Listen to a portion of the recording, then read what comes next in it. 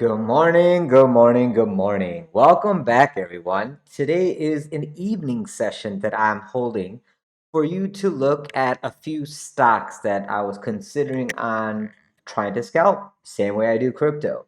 For one, I'm starting off with Meta. Due to that being a stock, we're going to do monthly time frame because stocks move like turtles. So higher time frame is always best. I mean, we could even go to 3 months and whatnot, but I'm going to do the monthly just because we're scalping, okay? Now, I've already pulled a fib off from whatever history I have from 2013. If everything is accurate, I already pulled my fib. Here's our extensions. Already we are in a bearish stance. I mean, their earnings, etc., etc., etc. Who cares? The point of the matter is, where is support? Now, on a monthly level, I'm looking for around $62.56. No one wants to hear it, I know, but hey, that's my target before I consider a scalp long. Ideally, if Facebook is or Meta is bullish, they do not want to break under $45. If it does, this $35 is support. Any lower than this, then we are officially looking for short scalps to at least $17.30. We are going to follow up on this very, very long term to see if I am accurate or not with my analysis. So we'll follow up. If we do get to $111.91, that's a potential short. And then you can short all the way from there, all the way to 136 with a stop loss above 171. Obviously, this is stock markets, so you're not trading on leverage. So all of us 100x scalpers have no fear if you're trading with no leverage. This is like, how do you lose? I don't know. I mean, if you're a crypto trader and you trade on leverage, I don't know, man. How can you lose at this game? I just don't know. If you can find an exchange that gives you leverage and you can trade these equities, ooh, send me a link. I'll sign up with your affiliate link. As of right now, what we're looking at is where support. I don't see anything right now, so I gave you a fib extension due to the EMAs are completely in bearish territories. We don't even have a 200 EMA populated on a monthly, but everything right now is looking to cross to the downside. You have 3 more days left on this month. When this month closes, yeah, next month you can pop up, but I'll be looking for only action like either from here, rejection, or action from over here, rejection. If by some luck we get up to here, it's still, I'm looking for rejection, and then I'm looking for support. Either we find support here and we continue higher, or we find rejection from here and continue higher. Where we go, we'll see soon. But the fact that we are closing this monthly here, if we close under $111.91 by the end of this month in 3 days and 18 hours, I'm looking for us next month going and testing into the lower levels. If the Fed is going to be increasing interest rates like ECB is, how are they going to be making profit? I have no idea. So I would be expecting tech stocks to have a lot of pressure to the downside. And that is the gist of our view. I am going to remove these little doodles because you guys are not used to Scribble TA yet. But I am zooming in on on a weekly time frame. So you have about tomorrow to close. If tomorrow we close above 112, so say it's for some reason some people buy this up tomorrow. I mean, if they do, that's fine. You're gonna be fighting resistance. But buying the dip, if you're smart and you're a wealthy trader, you're gonna be waiting for advantageous risk to reward for whatever meta is. I mean, we don't care what the stock is or whatever. We're just doing analysis off of technical whatever. If this is a weekly candle and you have this high volume to the weekend, to the weekly close, you can't assume next week you're gonna have a buy up right away. I mean, people might because liquidations and whatnot, but more than likely, since we're closing under these extensions of the fibs, you're gonna find resistance to the downside. You know what we didn't do? We didn't even measure the all-time high. So let's do that real quick.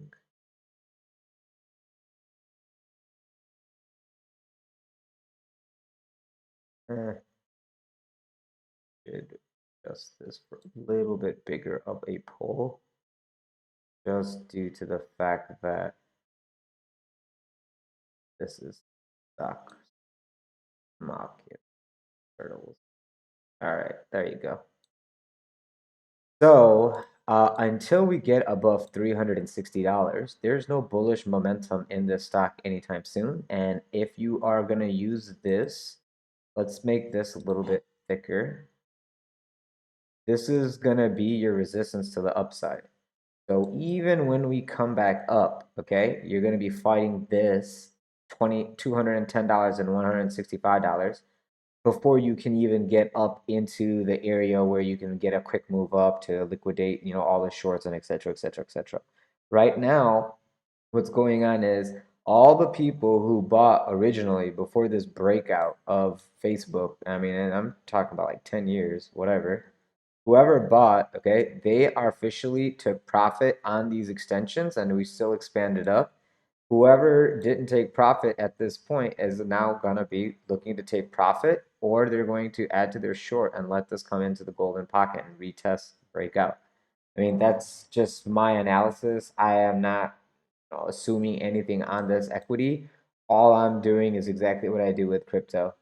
So that's that. All right. That's meta. The next thing I wanted to cover was BITO. Okay.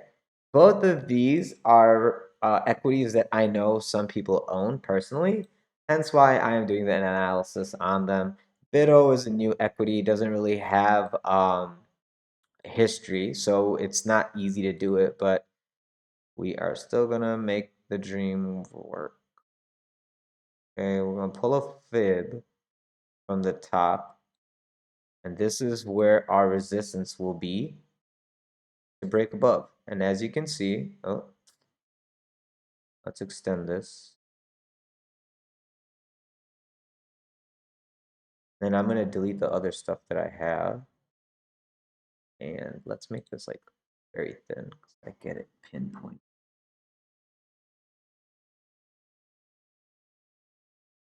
There. Okay. That's close enough. Don't kill me if it's a few cents off the exact number, guys. All right, and then I wanted to make this thick for a reason. And we're going to leave these things here, and we're going to follow up, and we're going to see if we are right with our analysis or not. Take this random stuff off. I know why I did it, but we don't need it because the fibs are the true numbers. So what's going on right now? BITO is trying to put in a local bottom and see if it can test upside resistance, right? So we have two fibs here. One fib is here, encompassing this order block, and then you can see this big gap that we have here, right? So normally, equities don't like gaps. That's imbalances, another gap over here, but that one kind of filled. This one didn't yet. So naturally, we should assume that if we can get above this golden pocket, you guys can't see it. There. So if we can get, so this is the local consolidation, the resistance is here. If we can get above this resistance at $14, you can look for the higher extensions, okay? Now I'm gonna put that back. So right here matches with this $13.88, $14, okay? Give me some break with the change. These values are coming off the top here. These values from here are giving you that exact same golden pocket. This is 618 extension. So AKA our analysis with just technical analysis is saying $14 is resistance to the top side. Now, if you remove all of those indicators and shit, look, you have the 21 EMA. Where is it at? $14. So you have 3 points of confluence saying that it is going to be tough for price to get above $14. When price gets to $14, 1544 will be the next level of resistance. You have these local extensions on a weekly, but after that, your large resistance will be at $20 again.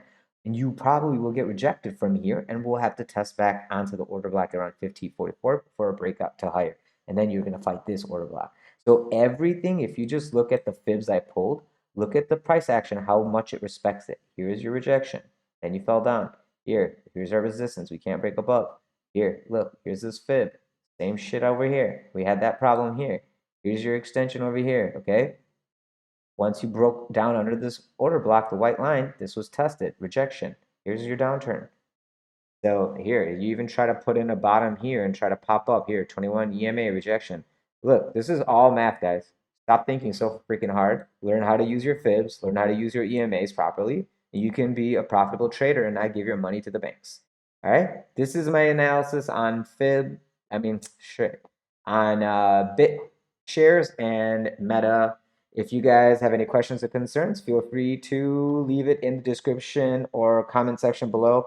If you like these videos on equities, let me know by letting me know you like them in the comment section below, as well as what other equity you want me to chart, so you yourself know what to do when price gets to that level, because we're looking at monthly and weekly time frames. It's going to take days for these numbers to hit. Just be patient. It's coming though. Watch me hit these targets, okay? And yeah, like I said, if you can leave me a like, a subscribe, I would greatly appreciate it. Thumbs up. If you haven't pressed the bell button notification already, do it. And yeah, I'll see you guys in the morning for the Bitcoin Ethereum update. Talk to you soon. Be safe trading. Adios.